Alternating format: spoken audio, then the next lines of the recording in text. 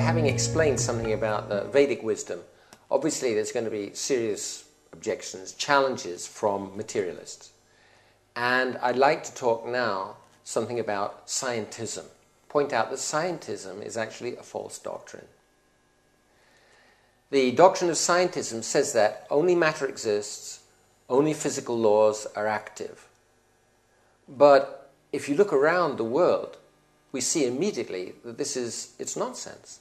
It's completely false. For example, now we have a video camera, a computer, microphones. These things don't come together just through the physical interaction. Somebody has to make them. Someone has to bring all the materials, copper from wherever and silicon from wherever. Very, very artificial processes of making very, very pure copper, very, very pure aluminium, very, very pure silicon. And this doesn't happen through the physical laws. Mathematically, it can't possibly happen just through physical interactions alone. And so we see that, for example, physical laws can't produce computer. Physical interactions can't produce a perfectly tuned grand piano or a sitar.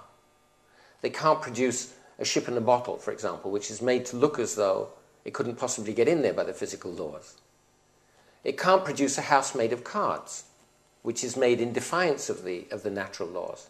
It couldn't make something like the Golden Gate Bridge, physical interactions. So we're surrounded by objects that couldn't possibly be produced just by the unaided physical interactions. So that means consciousness can do what matter can't do. So obviously there's another influence at work. Artificial objects, first of all, energetically, they can't come together by themselves because physical laws bring energy down and living beings bring energy up in terms of their position. They make skyscrapers, they make space shuttles in space, take them right outside the gravitational field.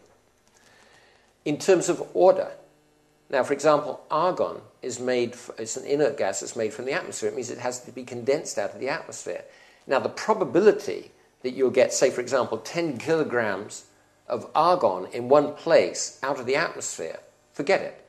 Mathematically, it's impossible that could happen, but it does happen. Human beings especially, living beings in general, we perform miracles from the point of view of physical laws. Then form, works of art, pictures. How on earth could pigments arrange themselves to make the form that suggests like the form of an object seen from a particular perspective? It's not going to happen, it's impossible. Engines, computers, the forms of these artificial objects can't come together just from the physical interactions alone. And then complexity.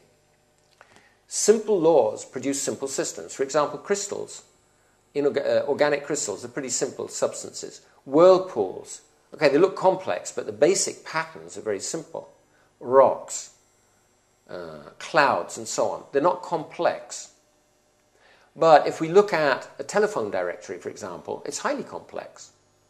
The information in there is very, very concentrated. If you look at an engine, it's very complex. An information system is very complex.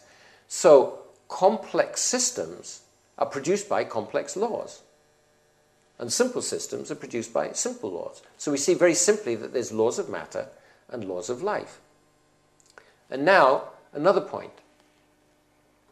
Information. We live in an information age. But the physical laws don't produce information, they destroy information.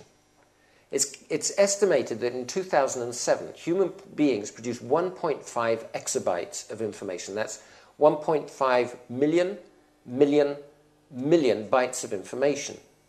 And mathematically, the probability that that could happen just through the physical laws alone is roughly 1 with a million zeros to 1 against.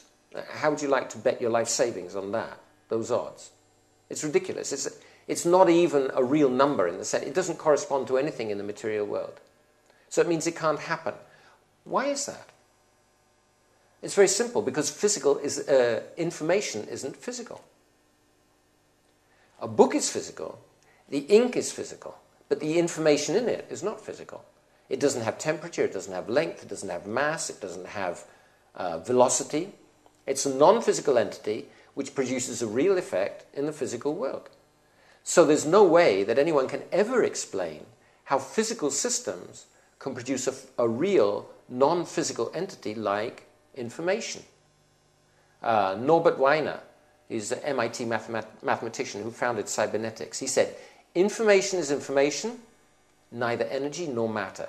Any materialism that fails to take account of this will not survive one day. So the conclusion is that not everything in the world can be explained in terms of physical interactions. Artificial objects and information, for example, can't be explained in this way. So there's a real non-physical influence. Professor Dawkins said, science boosts its claim to truth by its spectacular ability to make matter and energy jump through hoops on command. Okay, great. That means that science is neither matter nor energy because it's commanding matter and energy.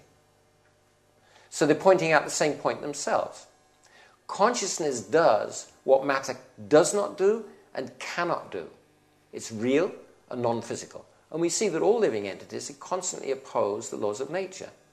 Birds are flying, kangaroos jump, and especially scientists specifically oppose the laws of nature. They oppose the laws of nature to investigate the laws of nature, and they help us to get free from the interaction or free from the influence of the laws of nature. Just like now it's getting a little warm in here, and we'll switch on the fan. Thank you, scientists. But the Vedic wisdom tradition says that's not the way to get free from the physical laws. You can only get free from the physical laws by developing your consciousness so that you understand that actually you're not physical. You don't really belong here in this physical world. We belong in the world of pure consciousness.